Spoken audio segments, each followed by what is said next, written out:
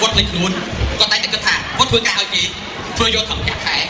ដូច្នេះធ្វើការងារគាត់អត់រលូនទេដូច្នេះដើម្បីឲ្យការងារគាត់រីកចម្រើនខ្ញុំនឹងទៅចិត្តបងប្អូនអរគ្នាដាក់បេះដូងធ្វើការហើយគិតថាការងារមួយនឹងវាក៏ជាផ្នែកមួយនៃការជួយបានប្រាក់ខែឲ្យអ្នកនរគ្នា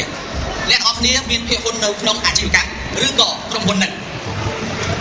ถ้าลงแขนชาหมดแรงอย่างเงี้ยก็เราแก้ไขตามแล้วก็หักได้คนใช้เกิดอาการหมดแรงชามากขึ้นนะครับបាទតកតងមួយការឈើខ្សោយឬក៏ស្ពឹកនេះគឺឧបករណ៍ទាំងអស់នោះគឺអាចជួយបានជាក៏នេះក៏ចុះការបញ្ញាគ្នាជាតែយើងនេះបញ្ហាក៏អាចតតមកតតែឥឡូវនេះគឺរាល់បញ្ហាដែលមាននៅស្រុកខ្មែរតែអ្នកជំងឺចង់ប្រឹក្សាឬក៏ចង់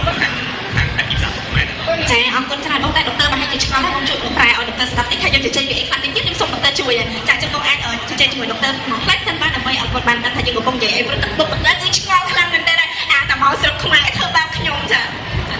นี่เราคุยเรื่องเด็กบ้านเราចាចឹងតិចទៀតចាសំណួរតិចទៀតចាមកដល់ហើយចឹងយើងមានរង្វាន់3ចឹងសង្ឃឹមថាអ្នកដែលកំពុងតែនៅក្នុងនេះចានឹងទទួលបានចា3នេះចាអត់ដឹងថាបានទៅលើលោកពូឬក៏បានទៅលើអ្នកមីងឬក៏បានទៅលើអូនក្មេងៗជូនបាននៅផ្ទះទេចាចឹងសំណួរអត់ប្រហែលម្ដុំតែអ្វីដែលពួកខ្ញុំនិយាយគ្នាហ្នឹងឯងចា